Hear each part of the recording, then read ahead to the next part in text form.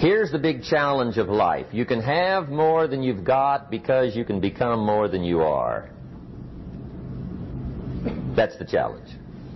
And of course, the other side of the coin reads, unless you change how you are, you'll always have what you got. I have found in my experience that income does not far exceed personal development.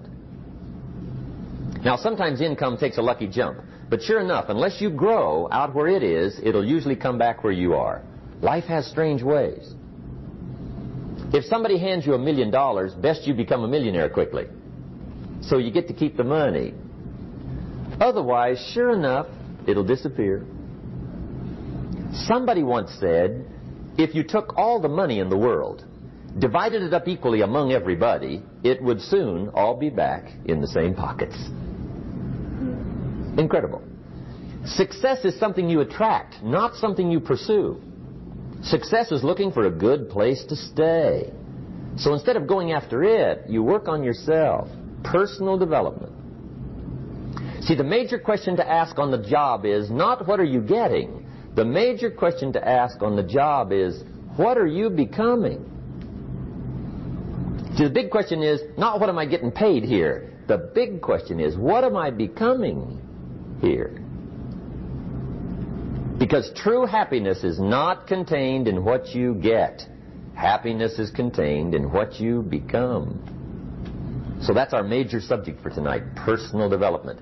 Of all the assignments Mr. Schoaf gave me at age 25, this was probably the most difficult. In fact, I'm still working on this one. I think it's an unending challenge to see what you can become. The next subject is called Basic Laws. And it's good to study the basics. And I call these basics primarily because they come from the Bible. Now, I'm not a theologian or a minister, and that'll be apparent. But Mr. Schoaf taught me that the Bible was a good textbook for ideas and stories and success equations, how to live the better life. I found out that was true.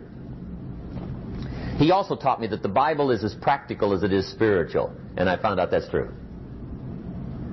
If you look at your bank account and your income and you're not happy, there are several places in the Bible to check to see what the heck's wrong so you can make the changes. And we're going to cover some of those tonight, called basics. Okay. The next subject is my favorite, setting goals. Mr. Schoaf taught me how to set goals. What a favor that was.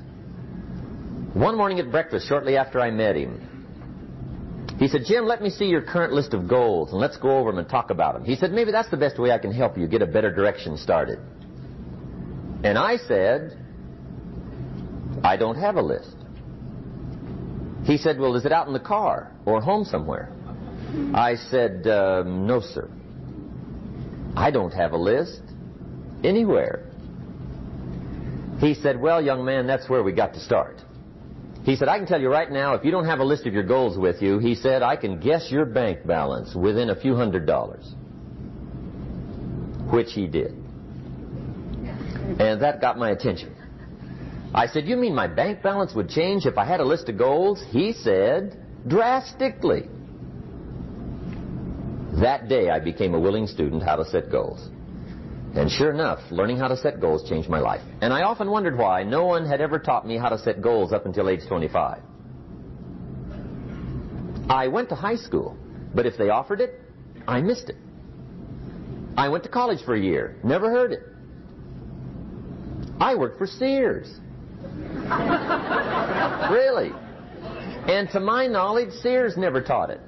Right? How to set goals. So here I am, age 25, married, my family's starting, I've been to college, I'm working, and I still don't know how to set goals. But fortunately, when I was 25, I met the man who taught me how. And it revolutionized my whole life. Economically, socially, personally, it's incredible. So I want to share with you tonight what Mr. Schoaf shared with me, how to set goals. It can be a life changer. Okay. The next subject is the negative part of the seminar. Life is part negative, so we got to talk about the negative. And this subject is called diseases of attitude. Diseases of attitude. There's a lot of things that can wreck your chances to do well. We live in a rather dangerous world, so you got to be not only wise, you got to be careful. Now, attitude diseases are just as bad as physical diseases, right? High blood pressure, heart trouble. I mean, a lot of things will ace your chances to do well. So you've got to be careful. And attitude diseases are deadly. I mean, they'll destroy all the good things you start. Okay? So we'll go through those attitude diseases, how to spot them, how to look for them, what they are, and the cure. And I'm a pro on these because I've had them all, so I can give you excellent advice on these. Now, the last subject we're going to consider tonight is called the day that turns your life around. The day that turns your life around. And under this subject, we're going to talk about the emotions that can change your life. Human beings are emotional creatures. And emotions are powerful for life change. Now, of course, emotions are so powerful they can go either way on you. Emotions can either build or destroy.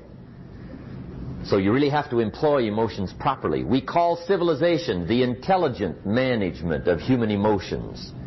If you can intelligently apply your emotions in the right direction, no telling what can happen. Could turn your life around one day would be sufficient. So we'll talk about those. Okay.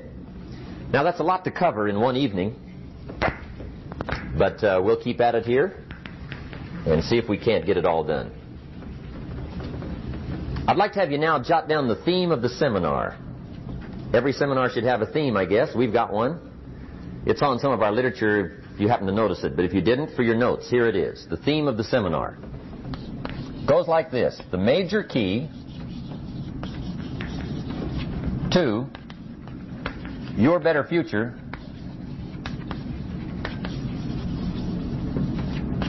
is you. That's the theme of our seminar tonight. The major key to your better future is you. And I'd like to have you underline two words just to give it some added punch. Underline the word major and the word you.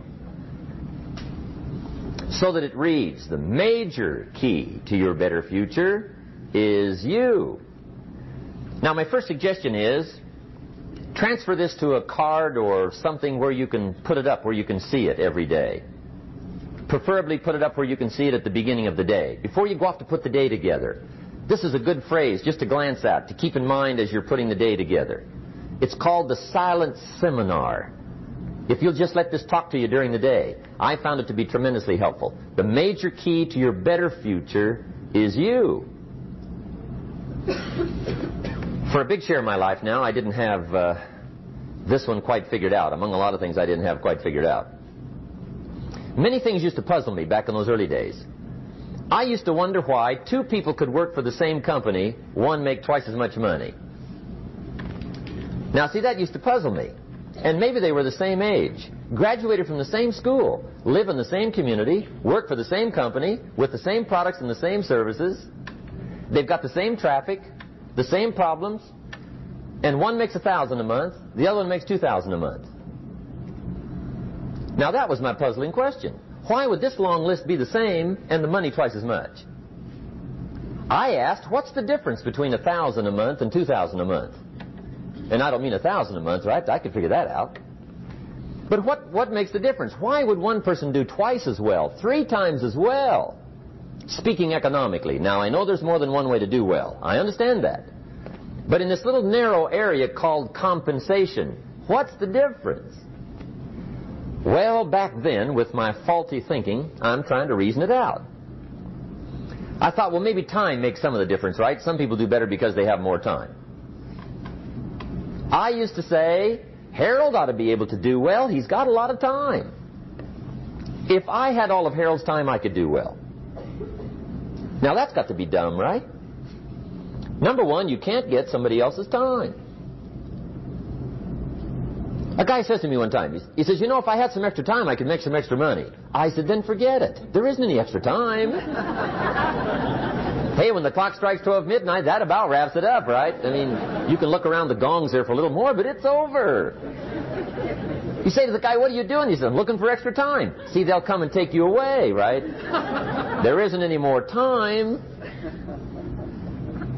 Now, if you can't get more time, which you can't, what could you get more of that would make a difference in economic results? And here's the key word. Make it a part of your notes. We're going to consider it tonight. The word is value. And I have a little phrase for your notes. Value makes the difference in results.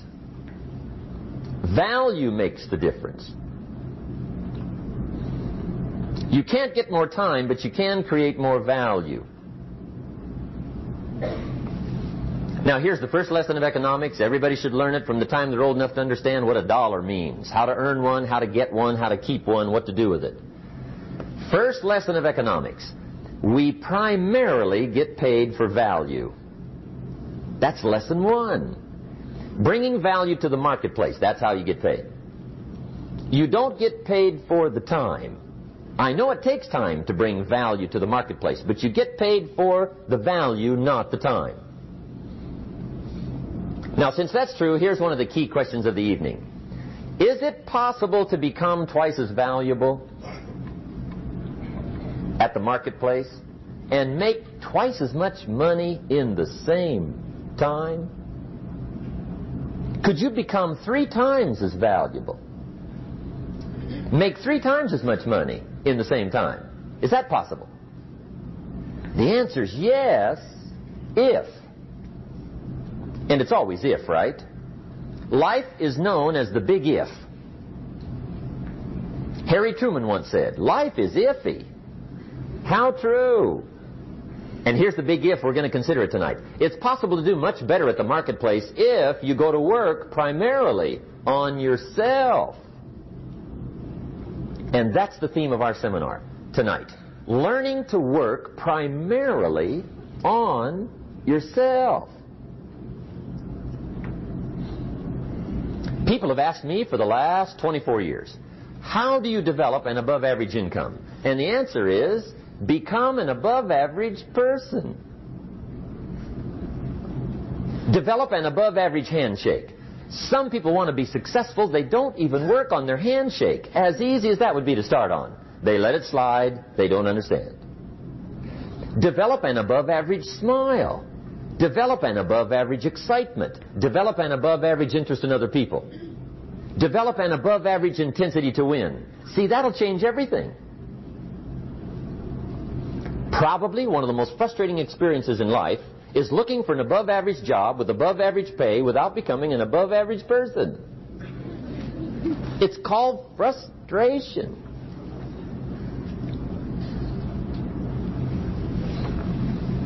And Mr. Schoaf gave me probably the greatest clue he gave me when I first met him. He said, Jim, if you want to be wealthy and happy the rest of your life, just learn this lesson well. He said, learn to work harder on yourself than you do on your job.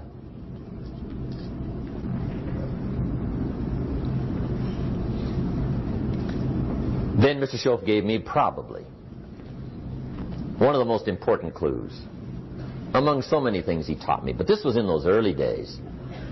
Mr. Schoaf was very kind, but he was also very abrupt. And he had these interesting questions to ask.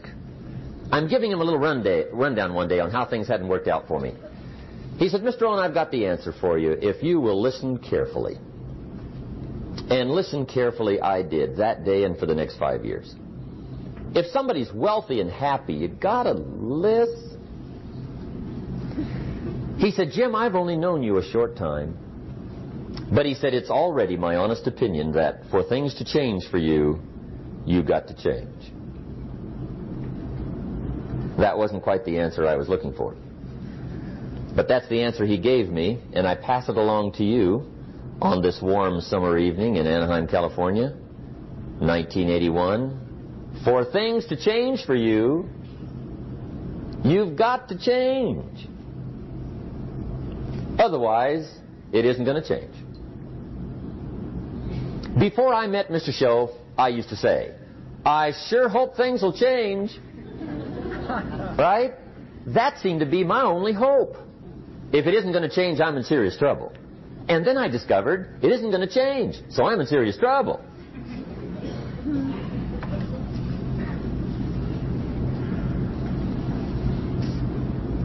See, I can tell you what the 80s are going to be like. You have dropped into the right place. I did a seminar one time for Standard Oil executives and management in Honolulu. And we're having a conference one day on this big conference table. And one of them said to me, Mr. Rohn, you know some fairly important people halfway around the world. What do you think the 80s are going to be like? I said, gentlemen, I do know the right people. I can tell you. So they all listened very carefully. And I said, gentlemen, based on my wide experience, I can really honestly say to you, in my opinion, in the 80s, it's going to be about like it's always been. Aren't you glad you came? That's inside. I don't pass that around just everywhere. Now, of course, I said that to make a point, but I also said it because it's accurate. It's going to be about like it's always been. It isn't going to change. The tide comes in, and then what? It goes out. For 6,500 years that we know of, recorded history, and probably long before that. So it is not going to change. It gets light, and then what? It turns dark. 6,500 years. See, it's not likely to change. And we're not to be startled by that. And if the sun goes down, the guy says, what's happened, what's happened? It means he hasn't been here long, I guess, right? It always goes down about this time. The guy says, well, I don't like that arrangement. Well, you got to talk to somebody besides me, right? It gets light, then it turns dark. In rotation, the next season after fall is what? Winter. Pray tell, how often does winter follow fall? Every year regularly for the last 6,500 that we know of. See, it is not going to change. Now, some winters are long, and some are short, and some are hard, and some are easy, but they always come right after falls. It isn't going to change. Sometimes you can figure it out, sometimes there's no way to figure it out. Sometimes it goes well, sometimes it gets in a knot. Sometimes it sails along, sometimes it gets in reverse. See, that's not going to change. The last 6,000 years reads like this: opportunity mixed with difficulty. That's how it reads. It isn't going to change. The man says, well, if it isn't going to change, how will my life ever change? Answer, when you change. And whether I'm talking to high school kids or business executives, my message is always the same. And it goes like this: the only way it gets better for you is when you get better.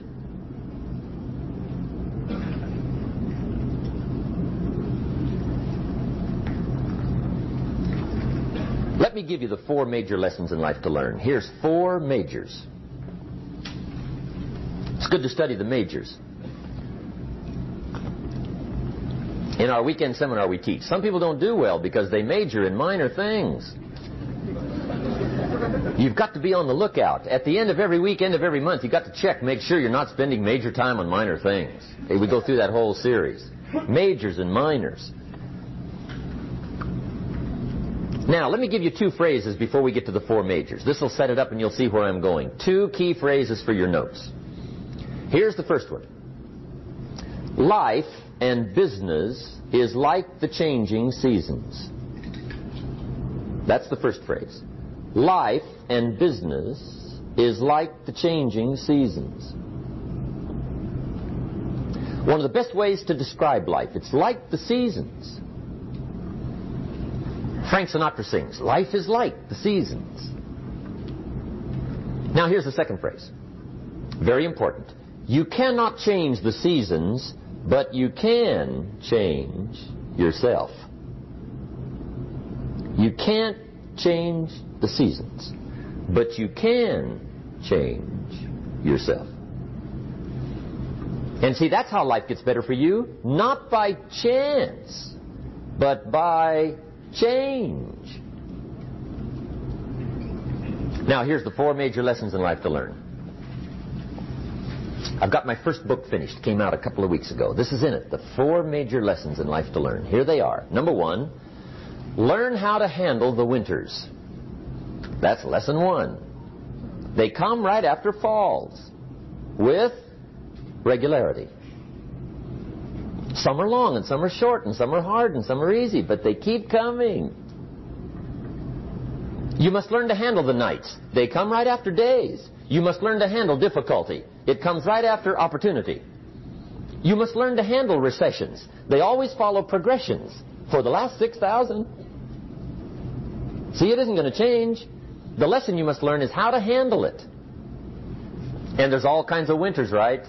The winter when you can't figure it out. The winter when it all goes smash.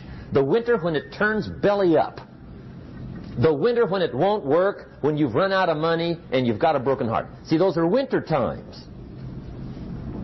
There's all kinds. Economic winters, social winters, personal winters. When your heart is smashed in 1,000 pieces and the nights are unusually long, your prayers seem to go no higher than your head. It's wintertime. Barbara Streisand sings, "It used to be so natural to talk about forever, but used to be's don't count anymore. They just lay on the floor till we sweep them away. You don't sing me love songs, and you don't say you need me, and you don't bring me flowers anymore." A song of winter. But see, the disappointments come. Those are normal. That's part of life. But the question is, how do you handle it? How do you handle the coming winters and the disappointments and the down times? Well, you can't get rid of January by tearing it off the calendar. But here's what you can do. You can get stronger, you can get wiser, and you can get better. The winters won't change, but you can. And that's how life changes for you. See, before I understood, when it was winter, I used to wish it was summer. I didn't understand. When it was hard, I used to wish it was easy. I didn't know. And then Mr. Schoaf gave me a part of his very unique philosophy when he said, "Don't wish it was easier, wish you were better." See, that triggered my whole life change. Don't wish for less problems. Wish for more skills. Don't wish for less challenge. Wish for more wisdom. That's the key. So that's lesson 1. Learn how to handle the winters. Here's lesson 2. Learn how to take advantage of the spring. That's the second one. Spring is called opportunity. And spring follows winter. What a great place for it. If you were going to put it somewhere, that'd be the place to put it, right after winter. And pray tell, how often does spring follow winter? Every year with regularity, 6,000. You can almost count on it. See, opportunity always comes. Days follow nights. Isn't that terrific? Opportunity follows difficulty. But here's what you must learn to do. Underline these 2 words in that key phrase. Take advantage. Underline those 2. You must learn to take advantage of the spring. See, just because spring rolls around is no sign you're going to look good come fall. You got to do something with it. In fact, you have to get good at one of 2 things in life. Planting in the spring or begging in the fall. Or get somebody to do it for you. See, those are about the only alternatives. Now here's what else you must do. Take advantage of the springs quickly, because there's only a few. Just a handful of springs have been handed to each of us. They don't come forever. Life is fairly brief. So you got to read every book you can get your hands on what to do with your springs while they're here. And take advantage, they soon run out. The Beatles wrote, "Life is so short." And for John Lennon, it was extra short. But life is brief. Elton John sings, "She lived her life like a candle in the wind." It's brief. So whatever you're going to do with your life, you got to get at it. Don't just let the springs pass. Here's the 3rd major lesson in life to learn. Learn how to protect your crops all summer. You got to take care of what you start. Sure enough, as soon as you've planted your garden in the spring, the busy bugs and the noxious weeds are out to take it. And here's the next bit of truth. They will take it unless you prevent it. And that's the 3rd major skill to learn. You've got to learn to prevent the intruder from taking all the good you start. It's one of the challenges. Here's two key phrases under number 3. First one, all good will be attacked on this planet. Maybe not the next one we get to, but on this one, all good will be attacked. Every garden will be invaded. Not to think so is naive. And here's the second phrase. All values must be defended. Political values, social values, community values, family values, marriage values, friendship values, business values.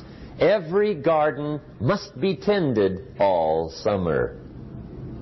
Third major lesson. Now here's number 4. Fourth major lesson in life to learn. Learn how to reap in the fall without complaint. Learn to reap come harvest time without complaint.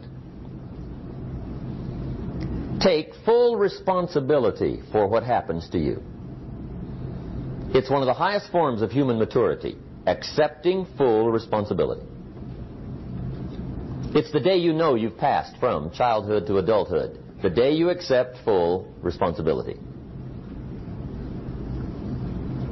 And another note, learn to reap in the fall without apology.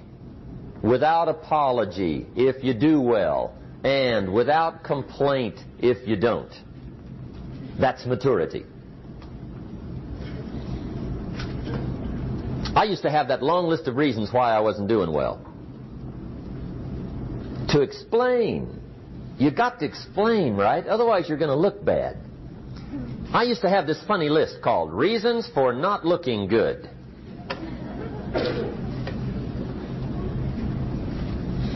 I used to blame the government. I mean, you can believe that or not. It was at the top of my list. I had a lecture second to none. The government. That was on my list. I used to blame taxes. Look what you got left after they take everything. And they expect you to do well. That was on my list there. Prices, that one's easy, right? You walk into the supermarket with $20, come out with a little half bag. So I had that on the list. I used to blame the weather. I blamed the traffic. I used to blame my car. I blamed the manufacturers. I used to blame the company. I blamed company policy. I used to blame the training program. I blame my negative relatives. They were always putting me down. I blame my cynical neighbors. They're just selfish, looking out for themselves. Won't loan you money? They were on my list.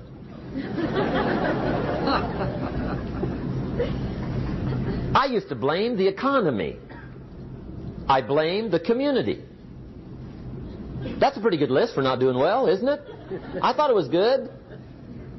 I'll never forget one day, Mr. Schoaf was very kind, but he was also very blunt. And this was no exception. And I'm glad he was blunt. There's a lot of things I'd have missed if he hadn't have been blunt. One day, with sort of a curious look on his face, he said, "Jim, just out of curiosity, tell me, how come you haven't done well up until now?" Excellent question. I thought, well, so I won't look too bad, I'll go through my list. And this list I just gave you, I put that on him. And he was very patient. He let me go through the whole thing, the government, the weather. I went through this whole thing. When I finished, he looked my list over very carefully. He said, "Mr. Rohn, big problem with your list. You ain't on it." How brilliant.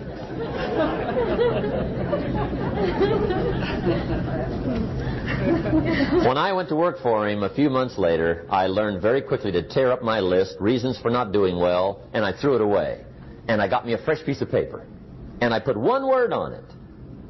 Me. There's a Black Heritage spiritual that says, "It's not my mother nor my father, nor my brother nor my sister, but it's me, O Lord, standing in the need of prayer." See, I used to blame everything outside. And then let me give you a little philosophy that helped turn my life around. For your notes, here it is.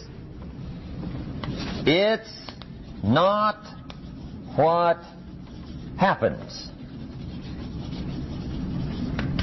that determines the quality or the quantity of your life. It's not what happens.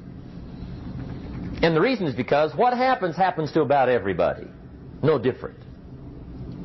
The sun went down on all of us last night. A common event, a happening. And I found out that the same things can happen to two different people. One gets rich and one stays poor. Why is that? It's because it's not what happens, but rather it's what you do that changes everything. So that's a key phrase. It's not what happens, it's what you do. What happens is about the same. You might put that in parentheses here. Same. What people do, that's what's different. Anything can happen, right? Everything can happen. I've heard all the stories. I've been one of the stories. Hey, we could all tell stories all night long, right? Happenings. Anything can happen. Have you heard of Murphy's Laws? Anybody here heard of Murphy's Laws? Okay, most of you have. Murph had these laws. One of them was, if anything can go wrong, it will. That's one of Murphy's Laws. He was not one of the great positive speakers of the day. But anyway, it's still true though, right? Anything can go wrong, everything can go wrong. For sure. I've fallen out of the sky so many times. Once to the tune of a couple of million. Devastating. Took me a while to survive that one. Now, it wasn't all that much, but it was all I had. Right? I mean, that's when it's much, right? When it's all you got. If you got 3, 2 go, you got 1 left, you ain't looking that bad. But when it all goes. Has anybody been there when it all went? Anybody? Come on, the rest of you liars. Go ahead. Come on. Hey, we've all been there, right? When it all went. Of course, it used to be a long time ago, right? When you ran out of money, got to 0, you were all through. Heck, now you can whistle right on by 0, right? I mean, they will bury you. That's what they will do.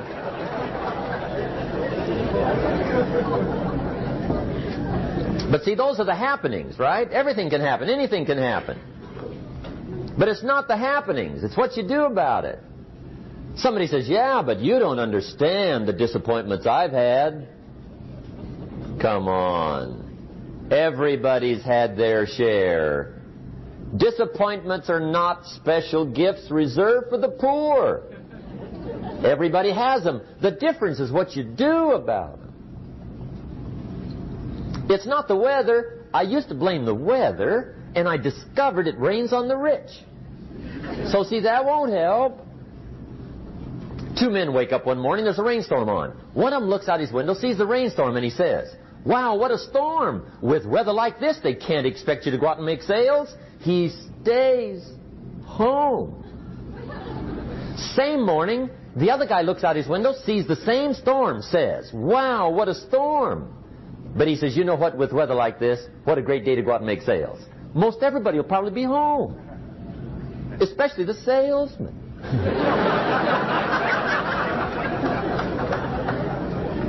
See, that's the difference in how your life works out. It's not what happens, it's what you do. So here's one of the key questions of the evening. Starting tomorrow, what are you going to do that'll make a change in your life's direction?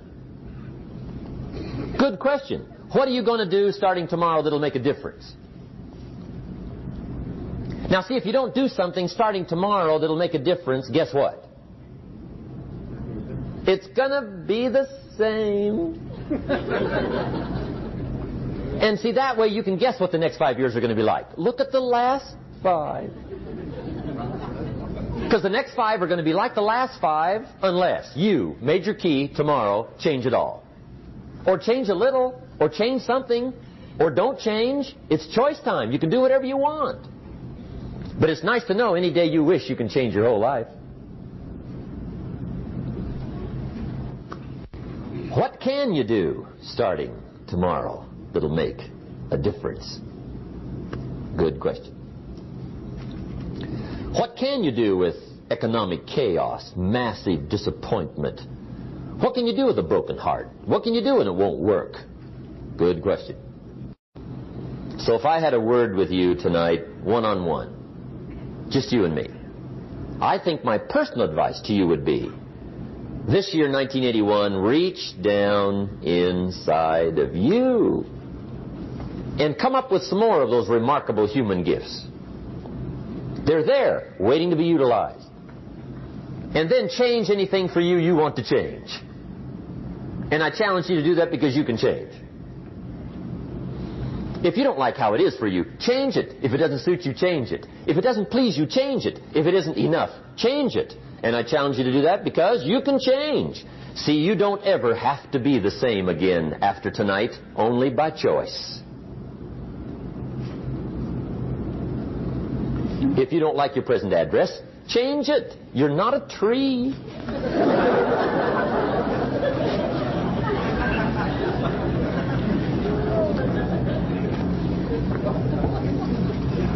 Now, let me give you 3 steps to personal development. Let's get down to the nitty-gritty. What does it take to really make the changes starting tomorrow? It takes more than philosophical pronouncement. I know that. It also takes more than enthusiasm. I know we're hearing a lot about enthusiasm these days, but see, that just won't do the job. We're still hearing the old cliches of the 30s, right? To be enthusiastic, you must act enthusiastic. But see, that's not going to help. After you have leaped about, there are some things you've got to do, or it isn't going to change. See, you can get all excited about lifting 200 pounds till you get to the gym. And then you need a new excitement. And the new excitement is called discipline.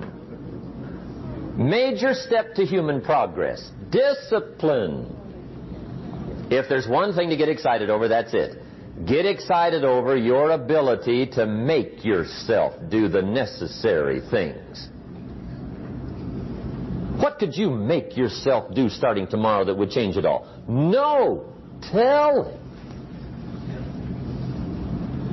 Now, see, that's exciting. On any given day, you can massively change the direction of your life. Murder is a clear example that any one person on any given day can forever alter the course of their life. It just happens to be a negative act. But just as sure as you can commit a negative act, you can also commit a positive act and forever alter your life. Whenever you wish. Now that's exciting. And whatever that act might be that changes your life. The guy finally takes a shotgun to his car and blows out every window, destroys every tire, puts 100 rounds in this shabby old thing. And he says, I have driven this embarrassing thing for the last time.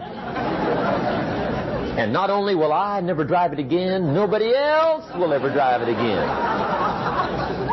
And he lets that shuddering thing stand there for a while as a monument to the day he said, today my life changes. Now, who can do that? Anybody. When can you do it? Whatever day you pick.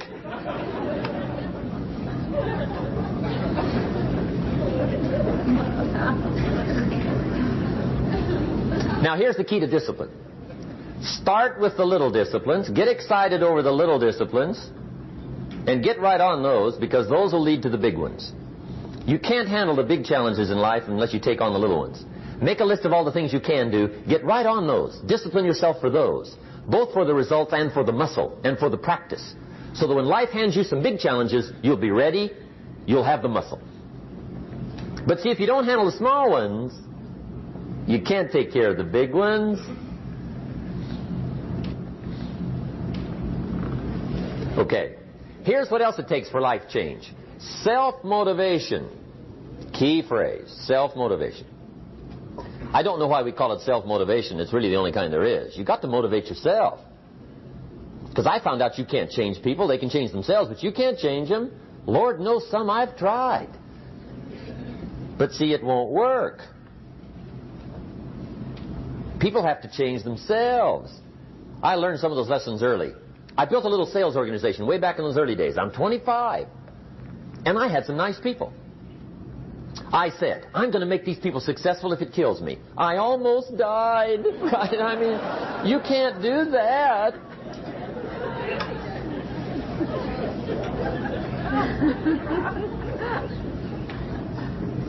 See, I've discovered this. Good people are not trained, they're found. You find good people. You don't make them good, you find them good. Training really is for the purpose of finding good people. You don't need much instruction for a good person. Too much training probably means you got the wrong people.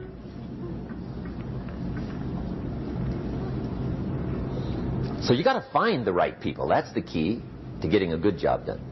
One of the major things we learn in management, lesson 1, don't send your ducks to Eagle School.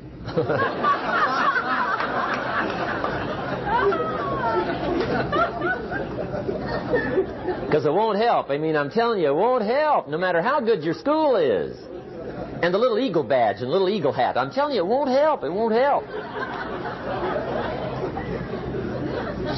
You can tell whether your school's done any good, right, is when it's over, right? The duck goes for his first rabbit and makes him a friend. You say, no, no, no. Anyway, so it takes self-motivation to really alter your life. And you don't want to give self-motivation away to somebody else and make it somebody else motivating you. The guy says, boy, if somebody just come by and turned me on. What if they don't show up? Right? See, you got to have a better plan for your life. Okay. Now, if you're excited and you're ready to change, let me give you 3 steps to start life change that can change your life, your personality, your lifestyle, everything can change. Here's the steps. Number 1, find out how things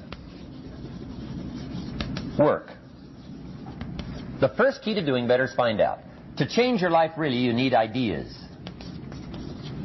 There isn't anything an idea can't change. And Shope taught me the major problem is lack of an idea, not a problem.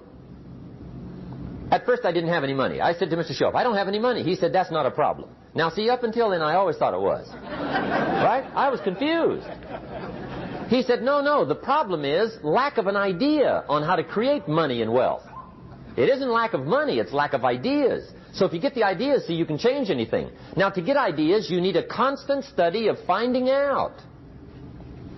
Now, Shope also said, when you find out something that works, put the information in your journal. Don't use your head for a filing cabinet.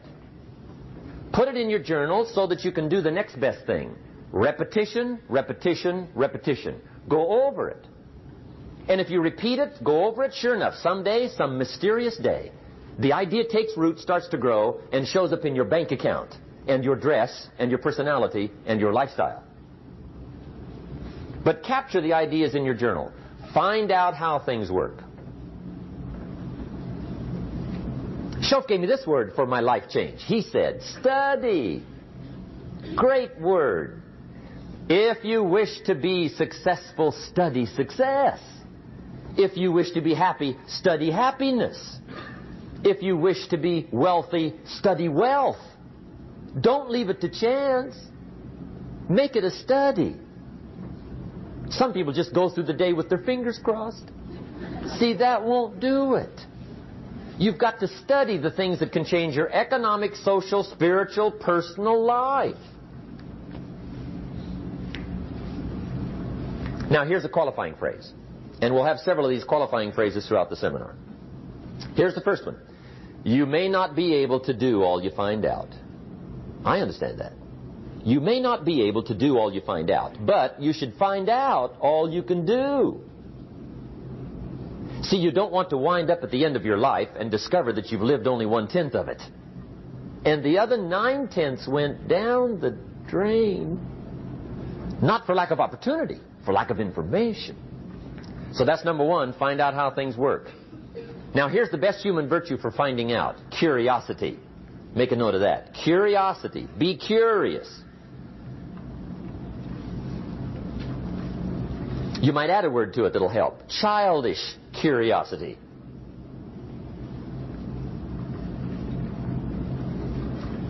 What will kids do if they want to know something bad enough? Bug you. That's the phrase. They can ask 1,000 questions. You think they're through? They got another 1,000. They'll drive you to the brink. It's a virtue. when you got to know. Be like a child. In fact, Jesus, the master teacher, said, unless you can become like little children, you might as well forget it. You don't have a prayer. Excellent advice. You got to be like children. 4 ways, in my opinion, to be like a child. Number 1 is curiosity. Number 2 is excitement. Get excited like a child over your ability to make yourself do anything for change. 3rd is faith. Have faith like a child. Adults are too skeptical. And 4th is trust. Trust is a childish virtue, but the rewards are incredible. So be like a child. Now, if you're curious, let me give you 3 ways to find out how to change anything. Any life direction, any dimension. Here's 3 ways to find out how to change anything. Number 1 is to read. Become a good reader. All of the successful people I know and work with around the world, they're all good readers. Curiosity drives them to read. They got to know. They just read.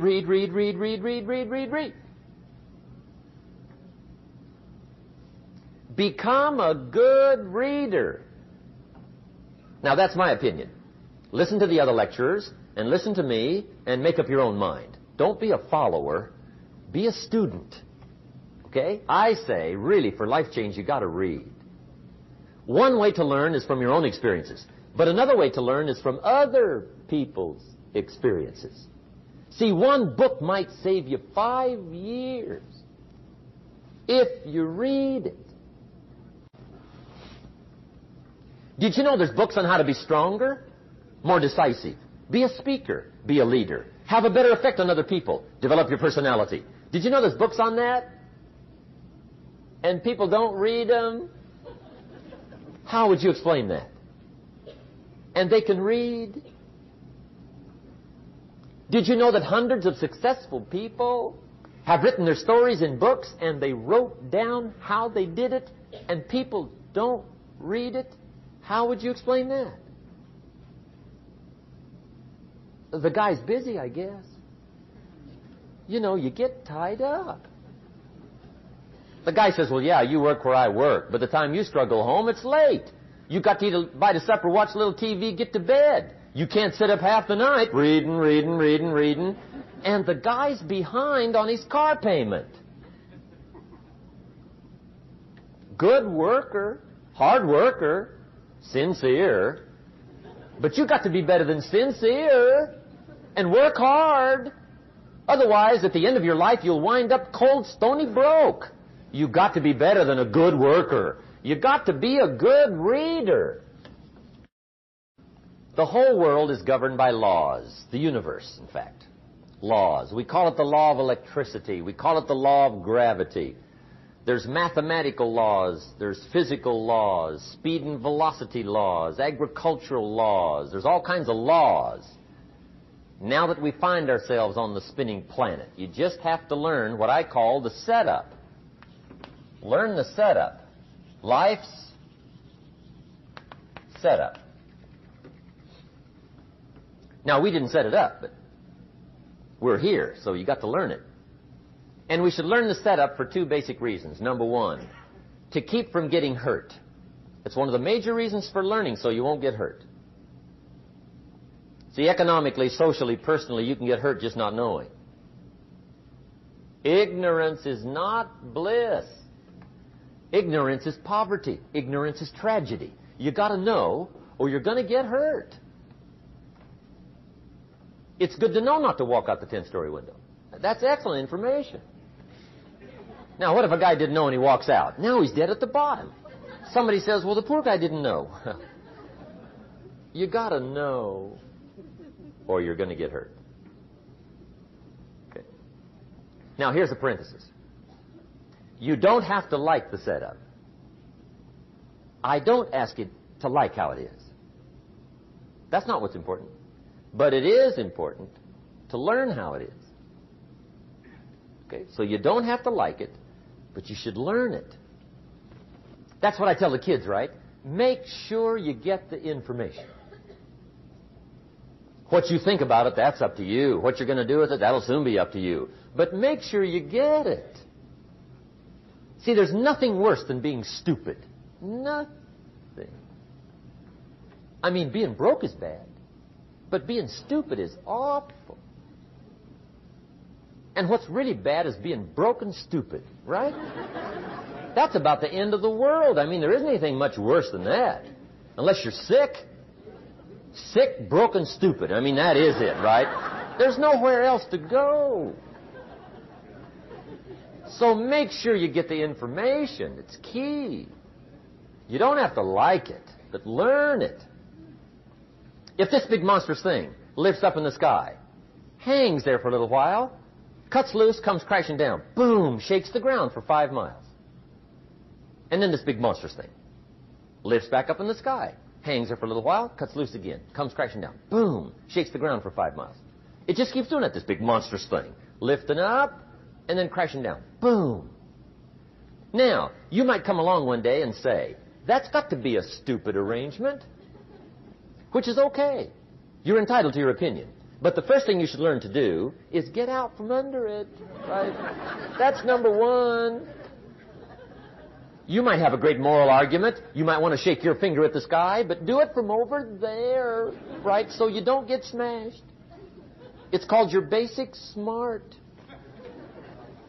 So number one, learn so you won't get hurt. Whether you like it or not, learn.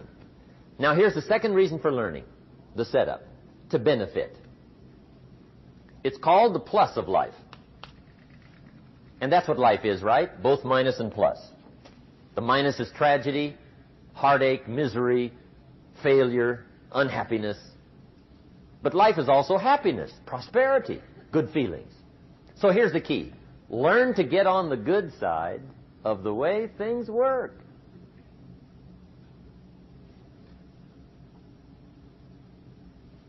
Now, here's 2 of the basic laws, and we'll take our break. Shoaff taught me these. They come from the Bible. Now, again, I'm an amateur, okay? When it comes to the Bible, I'm not a pro. So you'll sort of have to take my way of putting it. But here they are. The first one is the law of use. The law of use. And it goes something like this. Whatever you don't use, you lose. Lack of use causes loss.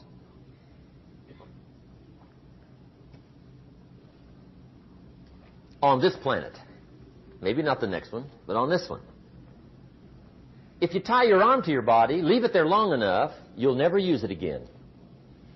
It's over for the arm. Now, it may not be over, but it's over for the arm. The only way to keep the use of this arm is what? Keep using it. If you quit, you lose automatically. They don't bring it up for a vote. You lose automatically when you quit. Now, the same thing that goes for your arm goes for your brain, mentality. The same thing goes for all the human virtues. Ambition, unused, declines. Strong feelings, unused, diminish. It doesn't grow, it diminishes. Faith, unused, decreases. It's a law. Vitality unused diminishes. Energy unused decreases. The guy says, well, I'm going to save up my energy. You can't do that. That's like trying to save today, put it on the end of the year. See, you can't do that. They'll come take you away. If you don't use today, what? It's lost. The guy says, well, I'll work twice as hard tomorrow to make up for it. See, that's foolish. You could have done that anyway. Today unused is lost. A talent unused is lost. An ability unused is lost. So here's one of the key expressions of the evening. Take a new inventory of yourself. Starting tomorrow, new project. Take a new inventory. And make sure that all of your talent and ability and mentality and ingenuity and vitality and strong feelings, faith, courage, make sure that all you've got's being used. Otherwise, you lose. Now, one of the best illustrations of the law of use is a Bible story called the Parable of the Talents. The talent story. Interesting story if you haven't read it in a while. Just review it. It's a good story. An ancient story. It says there was a master with 3 servants. He got them together one day and he said to the 3, I've got these talents. And in those ancient days, a talent was a measure of gold. And he said to the 3 servants, take these talents and see what you can do with them while I'm gone. He said, I'm taking a journey and I'll be gone for a while. When I come back, we'll get together, go over the book, see how you did. He said, here's 5 of these talents for you. 5. Here's 2 of them for you. 2. And here's 1 for you. 1. The master said, take those talents, see what you can do with them. When I come back, we'll get together, we'll go over it all. The servant said, okay, master takes off. According to the ancient story, the master comes back from his trip. When he gets back, he gets the 3 servants together, and as he said he would, he asks, how did it go with those talents? You were 5. What happened? That servant said, well, I took the 5 talents you gave me, and I put them to work. A little shaky at first, but he said things finally got rolling. And he said, I poured it on. And he said, my talents grew to 7, 8, 9, 10. He said, I doubled my talents from 5 to 10. Books will show. Master said, one heck of a job. Or something like that. He said, I gave you 2 talents. What happened? That servant said, about the same thing happened to me. I put those 2 talents to work, poured it on. They grew to 3 and then to 4. He said, I doubled my talents from 2 to 4. Books will show. Master said, well done. He said, I gave you 1 talent. What happened? That servant said, well, I took the talents you gave me, and I carefully wrapped it, and I dug a hole and buried it. And camouflaged it, I suppose, right? So nobody would steal it. And he said, fortunately, nobody got it. And he said, I knew you were going to be here today, so I dug it up. Here it is, safely wrapped. I did not lose it while you were gone. According to the ancient story, the master said, take that talent away from him and give it to the man that's got 10. Now you might say, well, I don't like that arrangement. The poor guy's only got 1 talent. He's already got 10. It ought to be more even. Remember, I didn't ask you to like it. But this one I would ask you to learn, because it simply means whatever you do not employ, you forfeit. It's a law. So learn well the law of use. Now here's the second one, and we're going to take our break. Second law from the Bible. This one we've heard since we were small, I'm sure. It's called the law of sowing and reaping. In fact, we've probably heard it so often we could quote it. It says, whatever you sow, what? You shall reap. Fairly blunt, hopefully clear. Here's my first suggestion on the law of sowing and reaping. Don't try to beat it. You might as well try sitting on the sun in the morning. Keep it from coming up. You'll have better luck. Whatever you sow, you reap. Now, for a fair share of my life, I'm a bit mixed up on how all this applies. Among a lot of things I was mixed up on. I knew I wasn't reaping too good. That I understood. My problem was I was confused about what was causing it. Remember me with the funny list? I thought those are the reasons why it isn't working out well. And then Mr. Schoaf gave me the clue that helped me figure it all out. He said, Mr. Rohn, I have another answer for you. There's another way to quote this law that'll show you where the problem is so you can go to work on it right away. All you need to know is where the problem is. Then you can go to work on it. So he quoted me the law another way, and I found out what my problem was. Here's the way you quote the law. Whatever you reap is what you've sown. Now I knew what my problem was. Whatever you reap is what you've sown. If you don't like the crop, who do you look up? Answer, whoever planted it. And where do you find who planted your crop? Answer, in the mirror. What I finally learned to do come fall was to go to the mirror. That's where you go. And if necessary, you say, a few skinny carrots? I got to be unimpressed. Where were you last spring? Asleep. Didn't you read the books? Did you break your hoe? Let me give you 7 key points to the law of sowing and reaping. Let's tick right down through the list of 7, and it'll be break time. 7 points to sowing and reaping. Here's part of the philosophy that really helped me to make some changes in life direction. Number 1, the law of sowing and reaping is negative. That's number 1, which simply means if you sow bad, you reap bad. Now, this is kind of 3rd grade, but it doesn't hurt to go over the basics. If you plant thistle seeds, you don't get pumpkins. Honest, no use looking for pumpkins. John says, how come no pumpkins? Come on, John. The law's negative. That's how come. Now, here's number 2. The law is positive. Which simply means if you sow good, you reap good. If you plant pumpkin seeds, you don't get thistles. Not from pumpkin seeds. Mother Nature won't pull tricks on you over in the corner snickering, pushing you thistles and you planting pumpkin seeds. She won't do that. You will get pumpkins from pumpkin seeds, and the reason is because the law is positive. Now, here's number 3. I got excited when I found out the full dimension of this. See, you do not reap what you sow, but rather, you always reap much more than what you sow. So the 3rd key word is more. You don't get back what you put out. You get back much more than what you put out. And it works both positive and negative. On the negative side, it said, if you sow to the wind, you reap the whirlwind.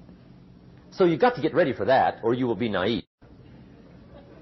See, anybody can, whether you will or not. See, that's the question. And here's a good question to ask. We are all buying somebody's plan. The question is, whose? Who's got you talked into doing what you're doing? Who's got you talked into your present plan? See, 10 years from now, you will surely arrive. The question is, where? But see, anybody, if you want to, can go searching for a good plan, pick it, and start working it. And sure enough, as the time passes, as it surely will 5 years from now, 10 years from now, then you'll be winding up wearing what you want to wear, driving what you want to drive, living where you want to live, become what you want to become. But now's the time to fix the next 10 years. And who can? Anybody. Here's number 6. The 6th key to sowing and reaping. This is leveling with you now, as we promised to do. There's one thing better than the truth, and that's the whole truth. And here's part of the whole truth of the law of sowing and reaping. Number 6 is, you could lose. There are times when you just lose, no matter what you do. It's that kind of planet. You reap what you sow, yes, but... What does that mean? Yes, but, well, the farmer plants his crop in the spring, takes care of it all summer, loves his family, works 10, 12 hours a day, 6, 7 days a week, is an honorable man. Come fall, he's got a beautiful crop, and he deserves every bit of it. But the day before he sends the combines into the field, a hailstorm comes along and beats it all in the ground. Which means you lose. Somebody says, well, what did he do wrong? Answer, nothing. It's just that kind of planet. Sometimes it's going to hail on your crop and rain on your parade, so you got to get ready for that or you will be naive. That's just part of the life arrangement. And don't press me why. I was not in on some of the original decisions here, so I don't know how it got set up. But there's just times, sometimes you lose. That's part of life. But now here's number 7. The 7th key to sowing and reaping. And it goes like this. It's just another way to quote the same law. And it goes like this. If you don't sow, that's just another way to quote the law. If you don't sow, what? You don't reap. You don't even have a chance. So if you looked at your game plan tomorrow, you might come to the quick conclusion, I got to get some sowing going. How true. Get you some sowing going. And remember, you've got plenty of time. You've got all the time there is. Some people spend enough TV time to make a fortune. The latest article on television watching in this country, according to the latest article, the average television is on in this country in every household 7 hours a day, called the Big 7. I asked a guy one time what his TV cost. He said about $450. I said, you forgot to look at the price tag. He said, what do you mean? I knew he was a TV watcher. I said, that television costs you, in my opinion, at least $12,000 a year. To watch it. Not to own it. Owning it's cheap. Watching it is what's expensive. And I said, hey, $12,000 a year is too much to pay to watch TV. That's too much. Pay a little, but not $12,000. And he's the guy that said, I hope pay TV never comes.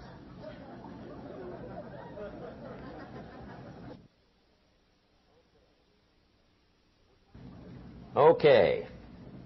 We're trying to cover an awful lot tonight. I realize that. But my time schedule is such that we just have to sort of give it all to you and let you sort the rest out. I wish we had plenty of time for questions and answers and that whole thing, but our time is just limited. But we are trying to go through an awful lot. I realize that. But looks like everybody's getting it. This is about the note-takingest crowd I've seen in a long time. Incredible. Does anybody have 5 pages yet? Anybody? Oh, fantastic.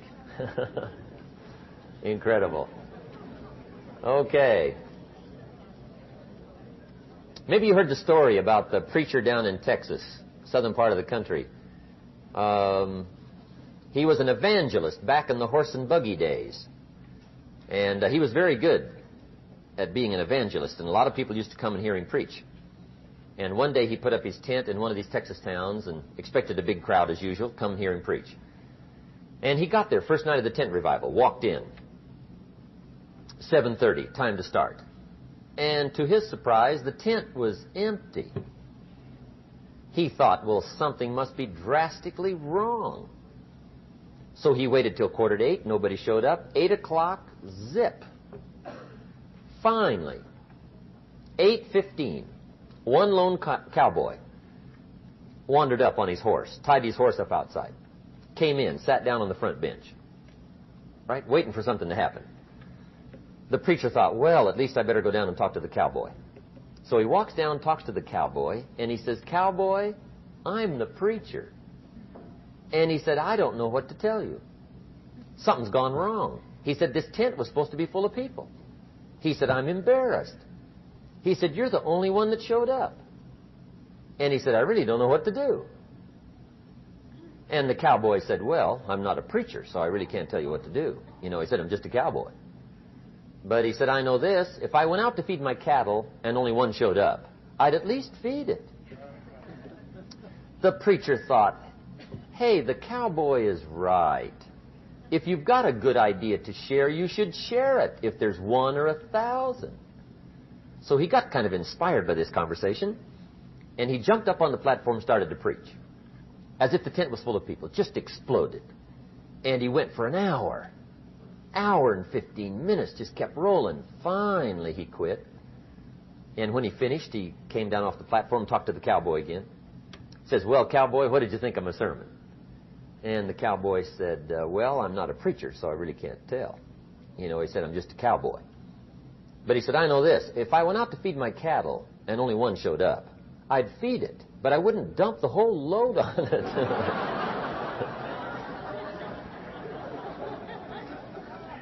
So anyway, if it seems like we're dumping the whole load tonight, I guess we are. But gosh, everybody's doing well. I'm having a good time. I appreciate the response here tonight. Okay, the next subject is setting goals. Let me show you what turned my life every way but loose. Mr. Shope dropped this idea on me, changed me completely. Setting goals. Here's what can easily happen if you don't set goals. It's easy to let life deteriorate into making a living instead of designing a life. And we all have a choice. Make a living or design a life. It's easy to get trapped by economic necessity and settle for existence rather than substance. That's easy. But the best advice I can give you on how to break out of that trap is to learn how to set goals. Mr. Shope put it to me this way. He said, Jim, if you had enough reasons, you could do the most incredible things. I never forgot how he put that. If you have enough reasons. See, reasons will change your whole life. Mr. Shope said to me, he said, Mr. Rohn, I think you've got plenty of intelligence, you've got plenty of talent, you've got plenty of ability. Probably what you lack is plenty of reasons. He said, I don't think your current bank balance is a true indication of your level of intelligence. I was happy to hear that. He said, I think you're much smarter than your present bank balance indicates. And that turned out to be true. I was much smarter. But of course my first question was, well then why isn't it bigger? And he said, you don't have enough reasons. You've got enough intelligence, but not enough reasons. So see, reasons can change your life. Here's what else I found out. Reasons come first, answers come second. You don't get the answers to do well till you get the reasons. Life has a mysterious way of hanging on to all the answers and only gives them up to the people that are inspired by reasons. So reasons make the difference in how your life works out. Now, what are some of the reasons for doing well? Let's go through a quick list called Reasons for Doing Well. First is personal reasons. Some people do well for recognition. Some people do well for respect. Some people do well for the way it makes them feel. They love the feeling of being a winner. Those are good reasons. I have some millionaire friends that keep working 10, 12 hours a day, making more millions. And it's not because they need the money. It's because they need the joy and the satisfaction and the pleasure that comes from being a constant winner. And see, it's not just the money anyway. It's the journey, not the money. Once in a while somebody says to me, boy, if I had $1 million, I'd never work another day in my life. That's probably why the good Lord sees to it they don't get their million, right? They'd quit. They'd quit. Okay. Next is family reasons. Some people do extremely well for other people, and that's powerful. Human beings can greatly affect each other. Sometimes we will do things for somebody else we will not do for ourselves. We're made that way. I met a man one time who said, Mr. Rohn, to do all the things I want to do with my family around the world, he said, I got to have at least $250,000 a year. I thought, incredible. Could a guy's family affect him that much? And the answer is, of course. How fortunate are the people that find themselves greatly affected by somebody for personal achievement. And we are affected. The writer of a recent song said, "If not for you, the winter would hold no spring, couldn't hear a robin sing. I just wouldn't have a clue if not for you." So we can be affected. That might be one of the most stimulating reasons to do well, finding somebody. When Andrew Carnegie died, the wee little Scotsman that built the big steel industry, when he died, they opened up his desk, and in one of the desk drawers, they found a slip of paper. On that piece of paper, Mr. Carnegie had written his goal for his life, and he wrote it when he was in his 20s. And on that piece of paper, it said, "I'm going to spend the first half of my life accumulating money. I'm going to spend the last half of my life giving it all away." What a goal. He got so inspired by that goal that the first half of his life, he accumulated $450 million. And the last half of his life, he gave it all away. Good question tonight. What's got you turned on? What's got you bombed out of sight to get up early and stay up late and hit it all day? Next question. What's got you turned off? When I found the answers to those two questions, my life exploded into change. I finally found out what had me turned off, and I got that cured. And then I got me a long enough list of reasons to turn me on. And once the lights went on for me, age 25, they've never gone out. I've fallen out of the sky a few times, but I've never lost that drive to make something unique out of my life. See, reasons altered my whole life. Now, there's another list of reasons called nitty-gritty. Hard little reasons. Sometimes those little reasons are the most powerful reasons that can change your life. Sometimes it doesn't take much. I now carry several $100s in my money clip. It's only a few $100s, but it was one of those reasons turned my life around. Just before I met Mr. Show, I heard a knock at the door. I go to the door, and there's a little girl standing there about this tall selling Girl Scout cookies. And she gave me one of the finest sales presentations I've ever heard. Special deal, several flavors, this whole package of stuff, $2. And with a big smile, she very politely asked me to buy. And I wanted to. Big problem. I'm broke. I don't have $2. And to this day, I can remember the pain and the embarrassment. I'm a father. I'm a husband. I've been to college. I'm working. I'm 25. I don't have $2. And I didn't want to tell her that for some reason. So I did what I thought was next best. I lied to her. I said, "Hey, look, I've already bought lots of Girl Scout cookies. I've still got plenty stacked in the house," which was not true. But it seemed to get me off the hook for the moment.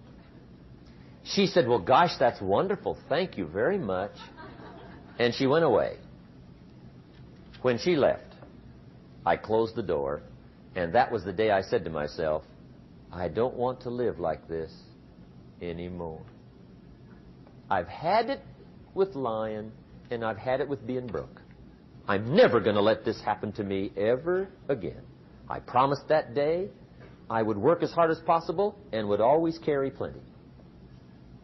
It took me a little while, but now I do. It was one of those reasons. And I guess I carry plenty for two reasons. One is the way it makes me feel, but also in case I bump into another Girl Scout selling cookies. Right? I'm ready.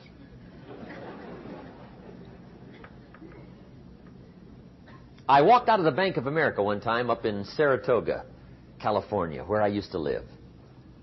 Two little girls selling candy right outside the bank. Good place. Some girls' organization they're working for, right? I come walking out of the bank. This first little girl walks up to me. She said, "Mister, would you like to buy some candy?" I said, "I probably would." "What kind is it?" She said, "It's almond roca." I said, "My gosh, that's my favorite." She said, "Wonderful." I said, "How much is it?" She said, "It's just $2. I thought, incredible. I said, "How many boxes of that candy have you got?" She said, 5. And her little friend was standing there. She was selling candy too. I said, "How many boxes have you got?" She said, "I've got 4. I said, "That's 9. I'll take them all." They said, "Really?" I said, "Yeah, it's my favorite. I've got some friends. I'll pass them around." They got so excited, put all this candy together. I reached in my pocket and gave them the $18. When I've got the candy and they've got the money, that first little girl looks up at me. She says, "Mister, you are really something." How about that? Can you imagine only spending $18 and have somebody look at you in the face and say, "You are really something"? Now you know why I carry heavy, right? I'm not going to miss anymore. It was just one of those reasons. Helped to change my life. One of my nitty-gritty reasons was budget finance. Budget finance used to grind my soul. Way back in those early days, I had fallen for one of those consolidation loans, where you take all your little hard-to-pay bills, put them into one big impossible-to-pay bill, right?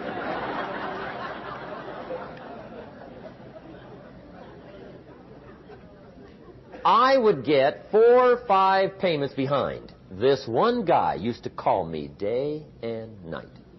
I don't think they're allowed to do that anymore. Harassed me. Threatened to run me in front of the judge. Threatened to ruin my credit. Threatened to embarrass my family. One day he said, "We're going to come get your car, drag it rear end up down the street in front of your neighbors." The guy even called me a flake. And back in those days, I'm broke, I'm pitiful, there's nothing I can do about it. But I never forgot how the guy treated me. And when I met Mr. Show, and I got my life straightened out, and the money started to flow, that was one of my first projects, budget finance. I poured it on day and night. I finally put all the money together I owed him, which was considerable. I picked a day for the payoff. And when the payoff day came, I put the money in small bills in a big briefcase. And I walked into the budget finance office on Wilshire Boulevard in Los Angeles. The guy who harassed me so often, his desk was about 3 back. I walked right up to his desk, startled him. He wondered what I was doing there. It was the first time I'd been there since I'd borrowed the money, right? Without saying a word, I opened up this briefcase, dumped this pile of money all over his desk. I said, "Count it. It's all there. I will never be back." And I turned around and stormed out. Now, that might not be noble, but if you haven't tried it, you've got to one time.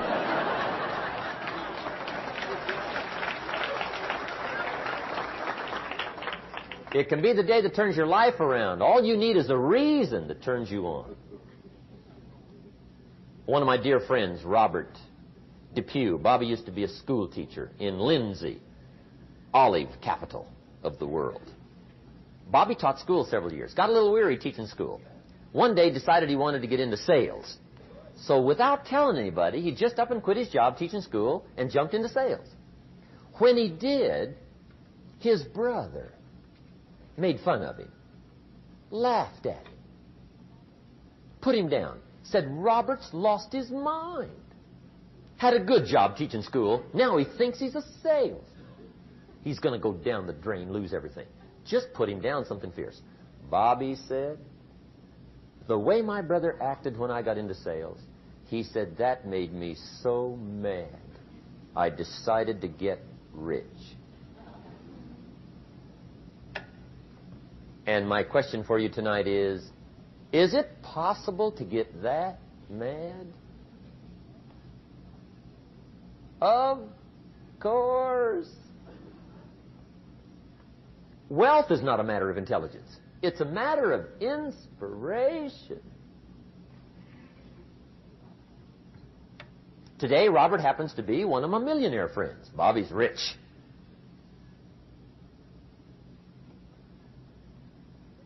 Frank Sinatra said one time, the best revenge is massive success.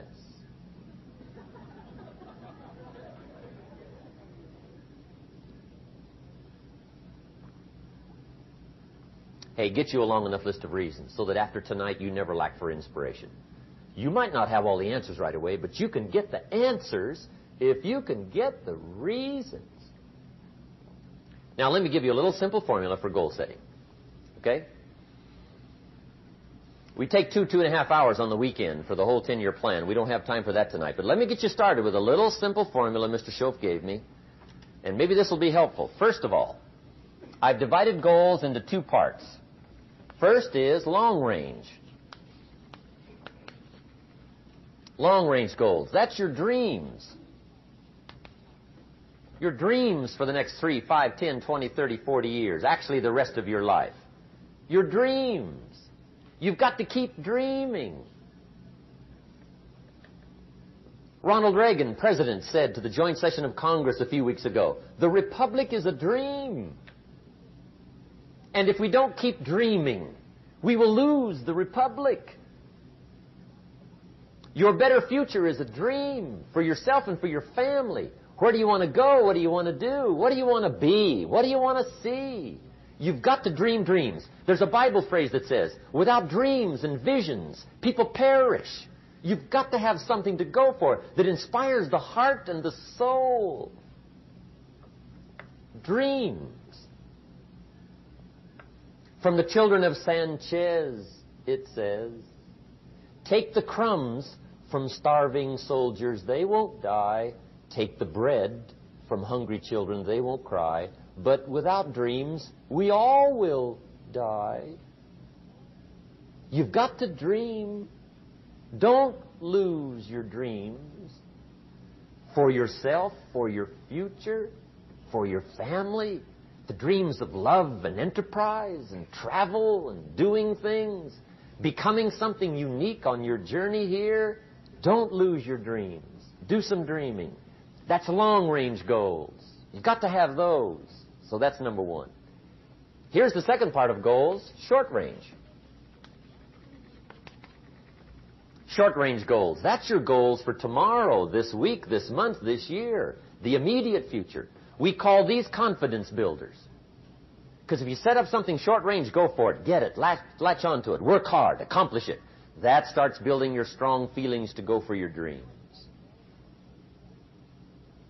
Now, I've divided goals into 3 categories. Here they are. Number 1 is economic. That's your goals for money, income, business, profits, production. Economics. Make sure you've got your economics well planned. Economics plays a major role in everybody's life. Economics is major, which means it ought to be meticulously well planned for tomorrow, this week, this month, this year, long range. What if you asked somebody tomorrow if you could see their meticulously well-planned list of economic goals? What would they probably say?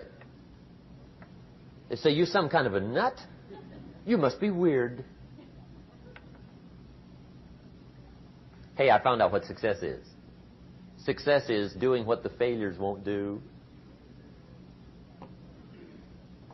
Make sure you've got your economics well planned. It'll put you in the top 5%. One of the key little subjects we talk about on the weekend is the 7 fundamentals for wealth and happiness.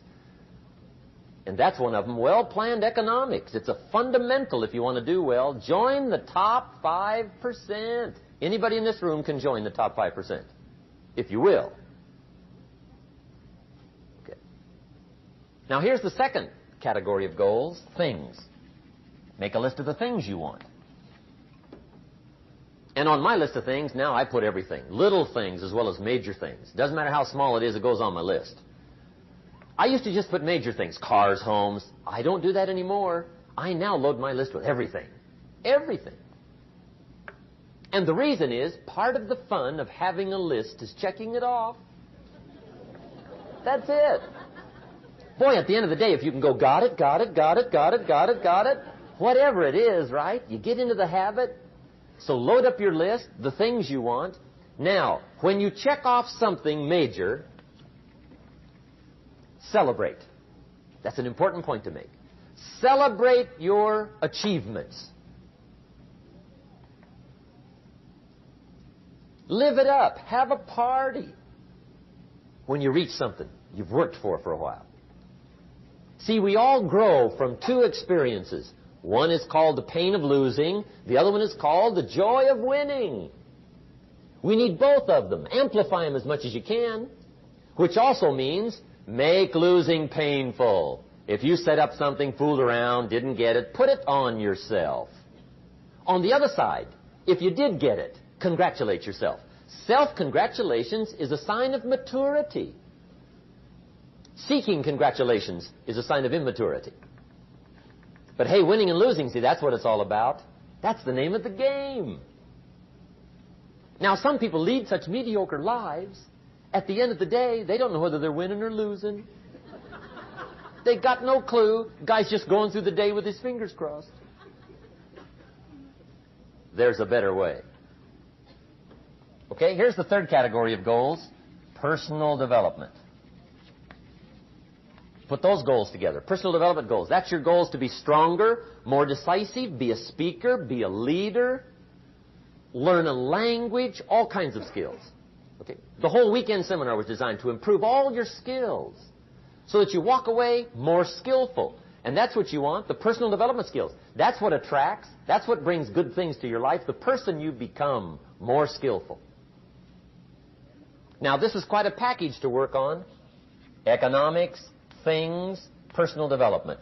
For tomorrow, this week, this month, this year, long range. Okay? That'll get you started. Now, here's the simple formula for setting goals. It goes like this. A, work on your goals. That's step one. Work on them. And I put the word work there deliberately. Setting goals is plain hard work. I don't want to kid you. We haven't come here tonight to kid each other. It's work. I know it's work. That's why a lot of people just let it slide. It's work. Many people work hard on their job, but they don't work hard on their future. They just let that slide. And the work involved is making plans. I know most people don't. I understand that. But don't let that be you. Guy says, well, yeah, you work where I work. By the time you struggle home, it's late. You've got to eat a bite of supper, watch a little TV, get to bed. You can't sit up half the night. Plan, plan, plan. And the guy's behind.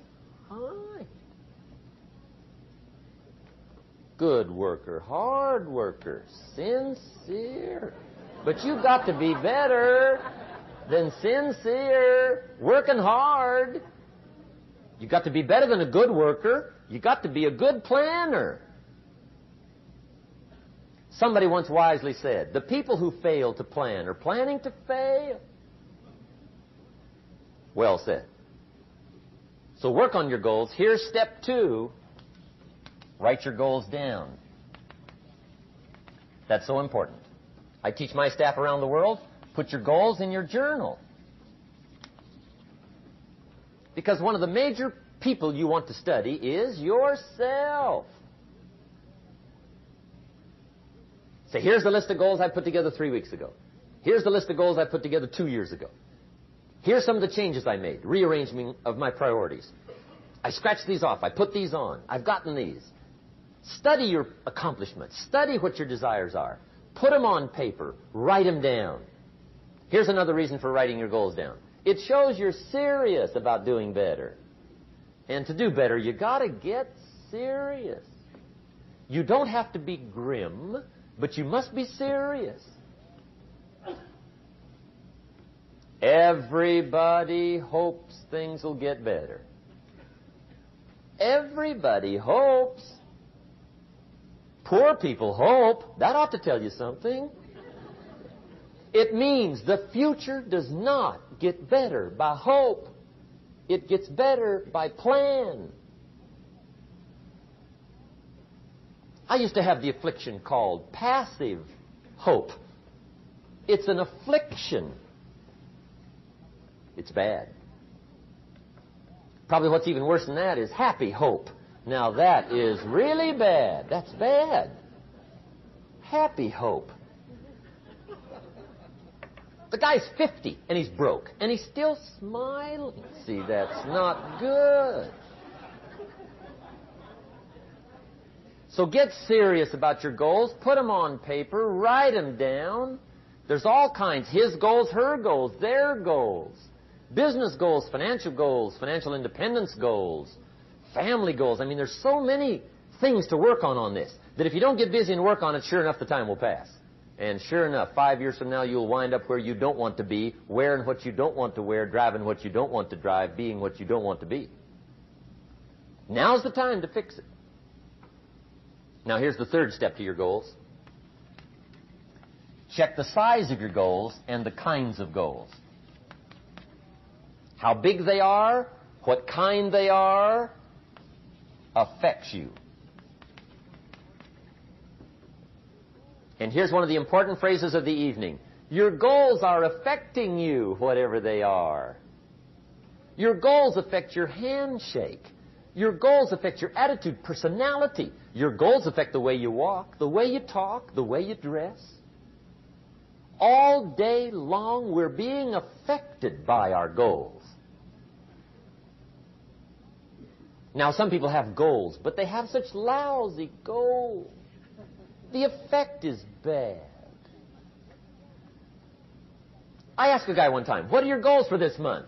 The guy said, look, if I could just scrape up enough money to pay these lousy bills. That was his goal.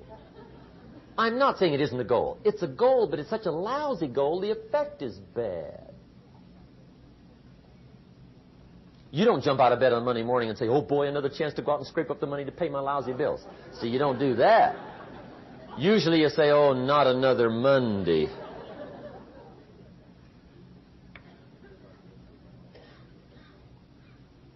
And some people have so given up on life, they have joined the thank God it's Friday club. How sad. Surely those are the same people, when life is over for them, will say, thank God it's over. Let me give you a Bible philosophy that teaches how to get whatever you want. That's the title of the next set of notes. How to get whatever you want. From the Bible. Now again, I'm an amateur when it comes to the Bible. I'm not a pro. But this I can quote, and I think that'll be sufficient. How to get whatever you want. Here's what it says if you're ready. It says, ask.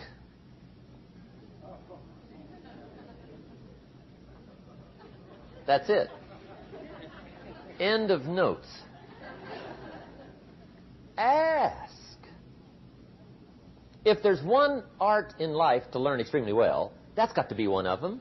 The art of asking. What does ask mean? Ask means, what do you want?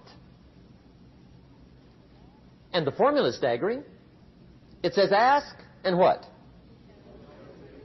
A guy ought to look into that.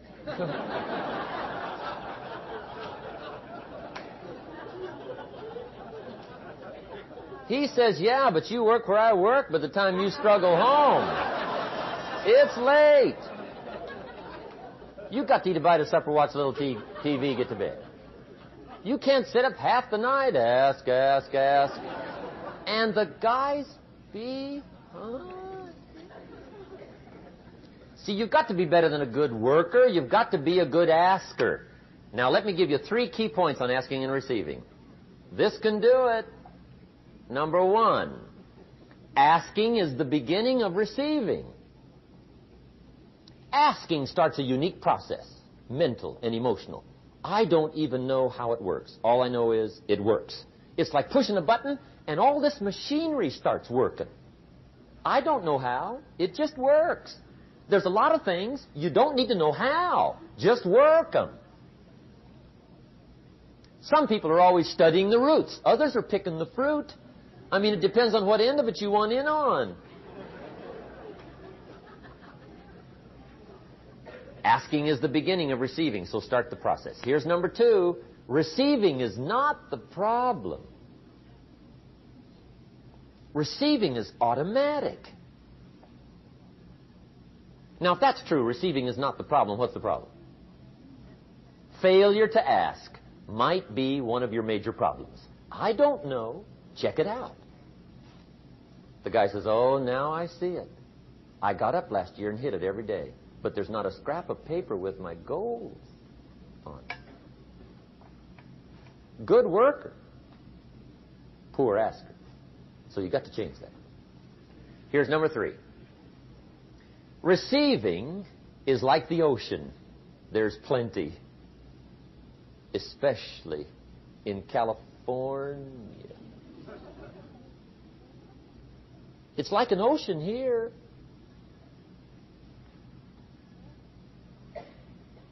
Success is not in short supply. It isn't rationed, and you stepped up to the window and it was all gone. No, no, no. It's like an ocean here.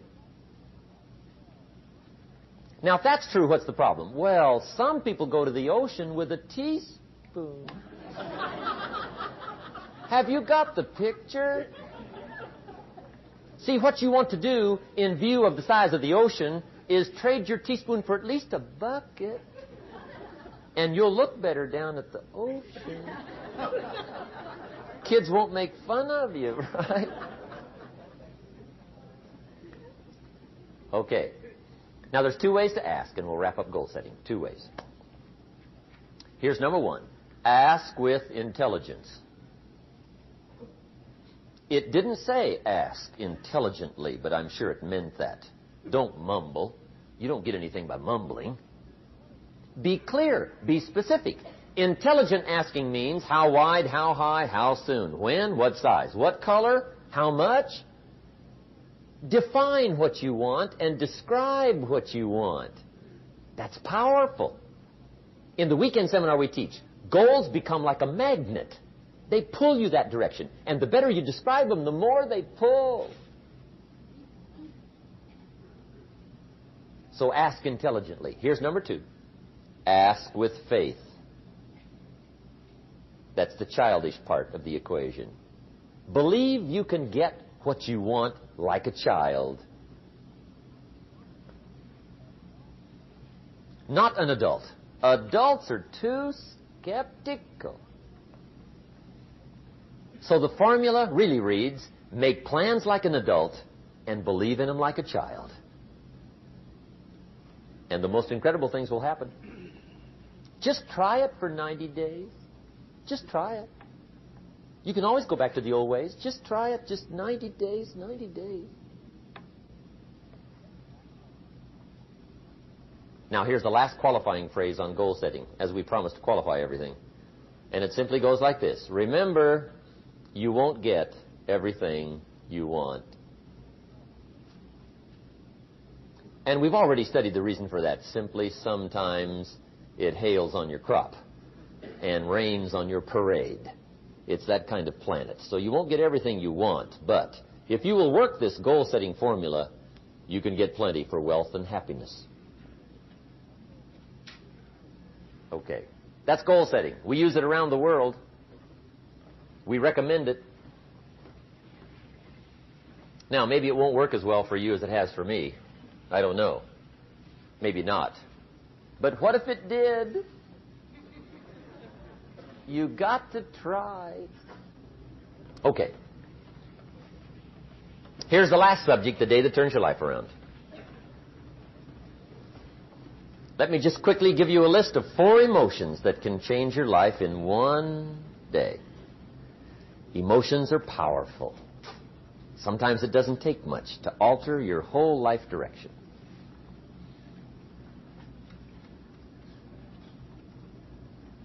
Okay, here they are. Number 1, disgust.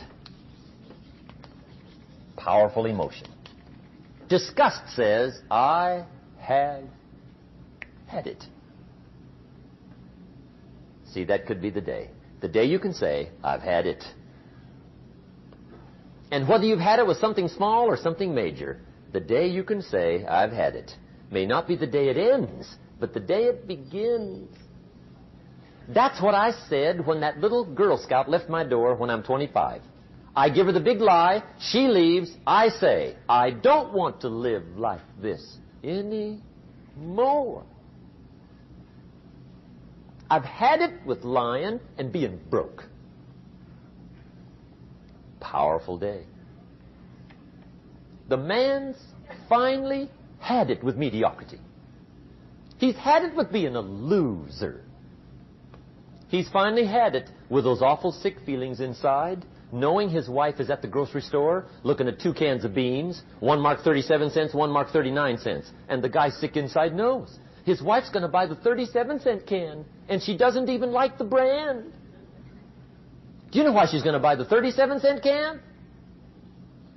To save 2 cents. The guy sick inside finally says, I've had it. Being on my knees in the dust looking for pennies? We're not living like this anymore.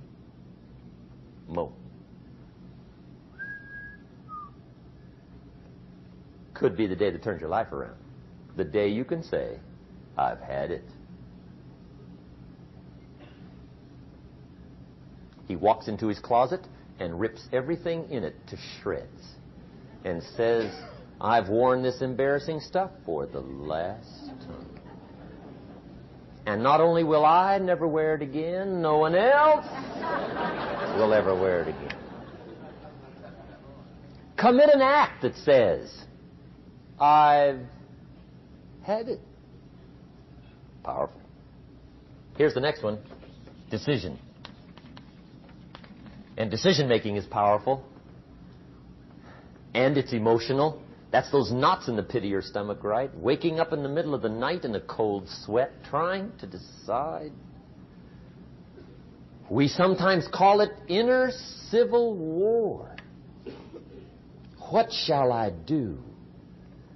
Well, for progress, you must decide.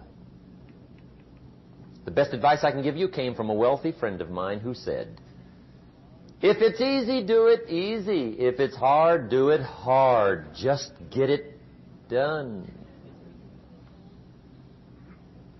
If you went home tonight and in the next few days cleaned up a whole list of decisions, that might furnish enough inspiration for the next 10 years.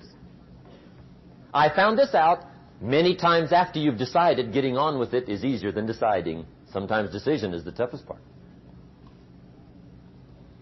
Here's the next emotion, desire, wanting to bad enough. And I don't know how to tell you to want to. That's something you've got to come up with. There's 2 things I know about desire. Number 1, it comes from inside, not outside.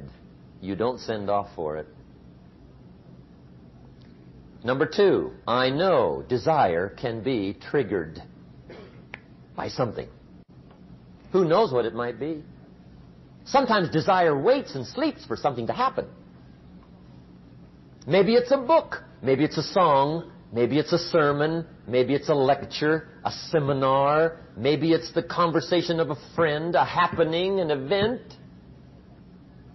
Who knows? The best advice I can give you is what I give my staff. It goes like this. Welcome every human experience. You never know which one is going to turn it all on. Even the bad experiences. Sometimes from the bitterest experience comes the greatest awakening. So let down the barriers. Take down the walls. The same wall that keeps out disappointment keeps out happiness. Let life touch you. Don't let it kill you, but let it touch you. Here's the last one. This one's powerful. Resolve. Resolve says, I will. Two of the most powerful words in the language. I will. Benjamin Disraeli once said, nothing can resist a human will that will stake even its existence on the extent of its purpose. Shortly put, I'll do it or die. See, that's powerful. That could be the day that turns your life around. The world has a strange way of stepping aside when somebody says, I'll do it or die. The man says, I will climb the mountain. They've told me it's too high, it's too far, it's too rocky, it's too difficult, it's never been done before, but it's my mountain, I will climb it. Pretty soon you'll see me waving from the top. Or dead on the side, because I ain't coming back.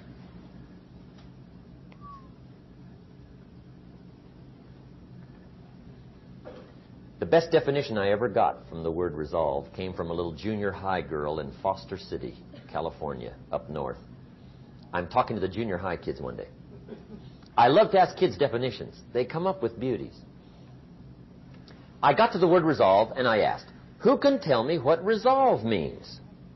And I got several hands, and they were all pretty good, but the last one was the best. Little girl, about 3 rows back, held up her hand. She said, Mr. Rohn, I think I know what resolve means. I said, darling, what do you think it means? She said, I think it means promising yourself you will never give up. I said, that's it. Webster, stand aside. That is the definition. Promise yourself you will never give up. I asked the kids, how long should a baby try to learn how to walk? How long? How long would you give your average baby before you shut him off? How long? See, any mother in the world would say, you're crazy. My baby's going to keep trying until it learns how to walk. What a magic formula. Now, let me show you what triggers all emotions into activity that brings results. And results is the name of the game. Here it is. Action. Finally, you must do something about how you feel. Jesus, the master teacher, said, don't just be listeners, be doers. The world admires the doers. Whatever it takes to get you to try harder, read more, set your goals, and go for it.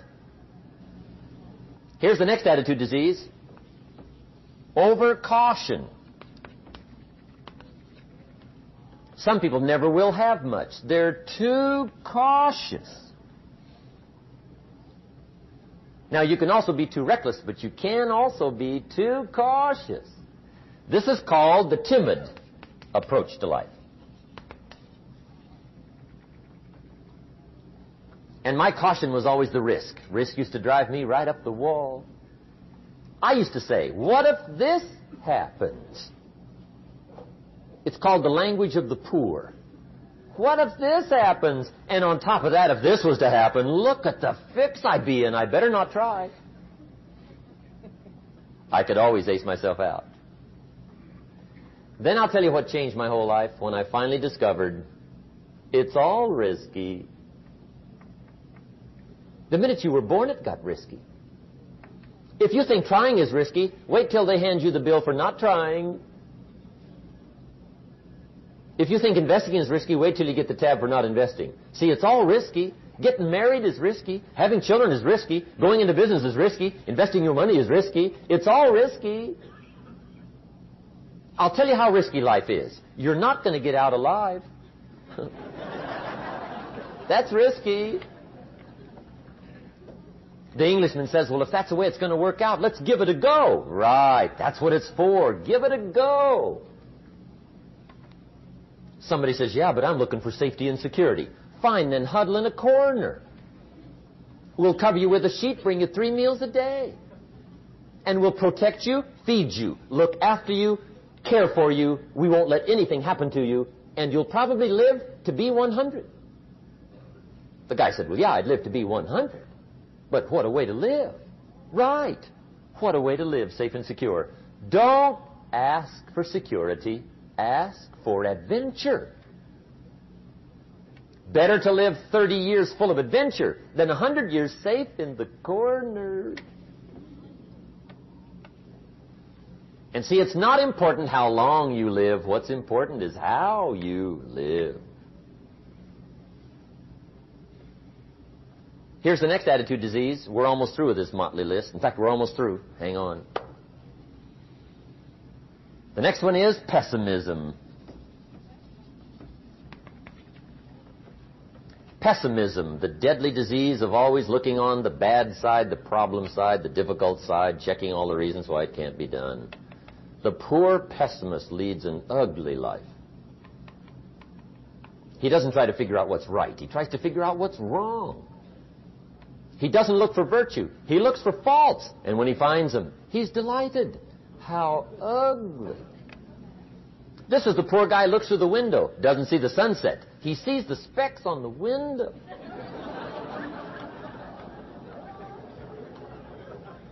And this is the poor guy, right, who rushes up, takes such leave of his senses. This guy rushes up and he says, I've got 5 good reasons why it won't work. He's so dumb he doesn't know. All he needs 1. He's got 5.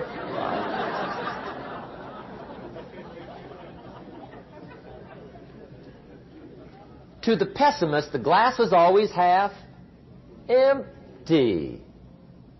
To the optimist, the glass is half full. Why would the same measure affect people 2 different ways? Answer: it all depends on how you look at it.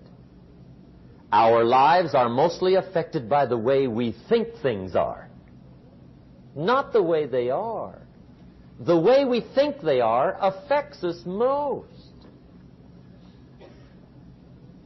There's a subject we don't have time to get into tonight called better thinking habits. One of the major things Shoaff taught me when I met him, he said, poor thinking habits keeps most people poor. Not poor working habits. Most people work hard, but they don't think hard. And Shoaff taught me that the mind is like a factory, a mental factory. And whatever you think about all day long pours ingredients into this mental factory. And that's what builds the economic, social, financial fabric of your life. He quoted me a Bible phrase that says, as you think, so you become. How awesome. When he talked about poor thinking habits, he had me. I used to start the day reading the morning newspaper. I mean, you can believe that or not. I'd get a cup of coffee and read the paper. I'd load up on wars and riots and murders and stabbings and killings and bank robberies and muggings and car wrecks and tragedies. I'd even read the back pages. I seem to like that stuff for some weird reason. I'd load up on all that, and then I'd start the day. You can imagine the kind of days I used to have. You walk around on your financial knees. They call you economic peewee.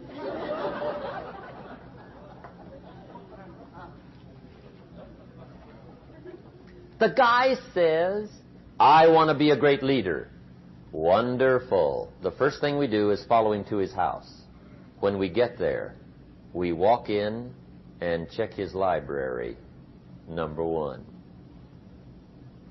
Somebody says, well, why check his library? The reason is because what a man reads pours massive ingredients into his mental factory, and the fabric of his life is built from those ingredients.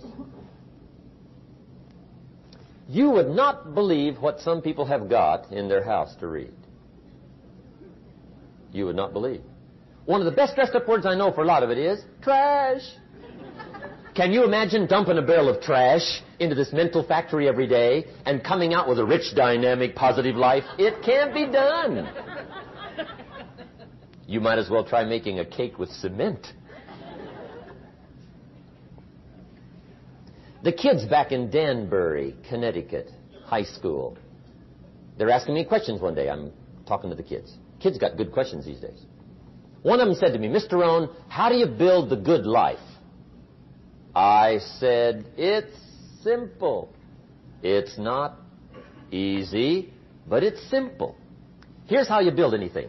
Select the right ingredients, keep out the wrong ingredients, and it starts with thought. Everything starts with thought. So you must be wise and careful what you think about, because that starts everything. You got to be wise and careful. I asked the kids, what would happen if somebody dropped sugar in my coffee? They said, well, you'd be okay. I said, what if somebody dropped strychnine in my coffee? They said, well, you'd be dead. I said, correct. Lesson 1. Life is both sugar and strychnine. You gotta be careful. I said, what if my worst enemy drops in the sugar? They said, well, you'd be okay. I said, what if my best friend, even by accident, drops in the strychnine? They said, well, you'd be dead. I said, correct. Lesson 2. Watch your coffee.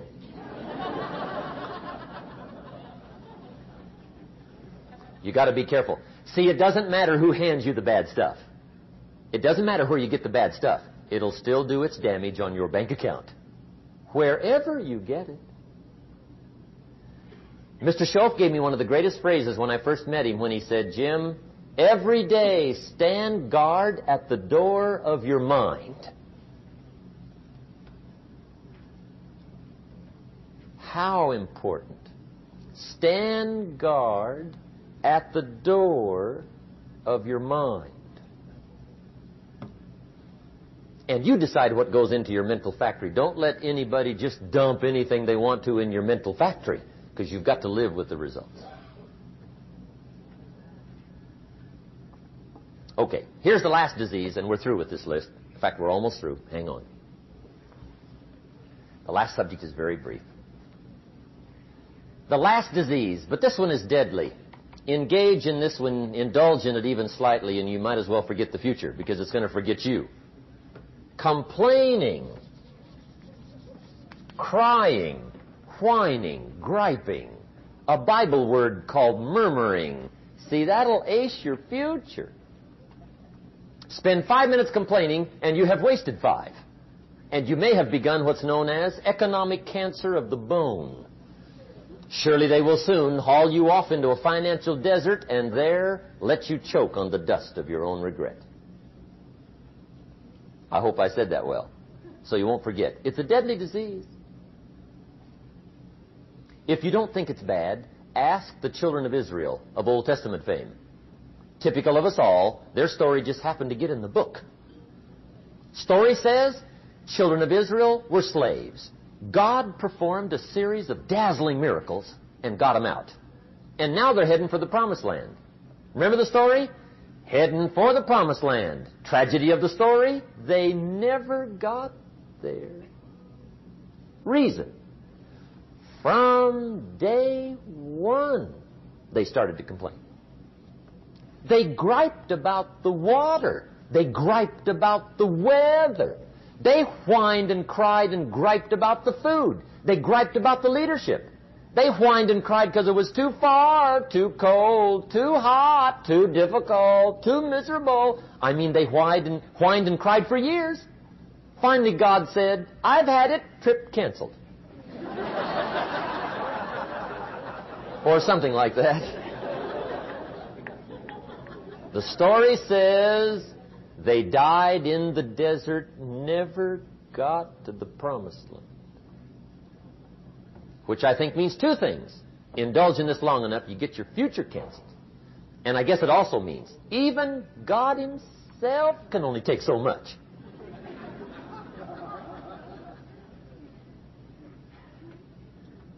Okay.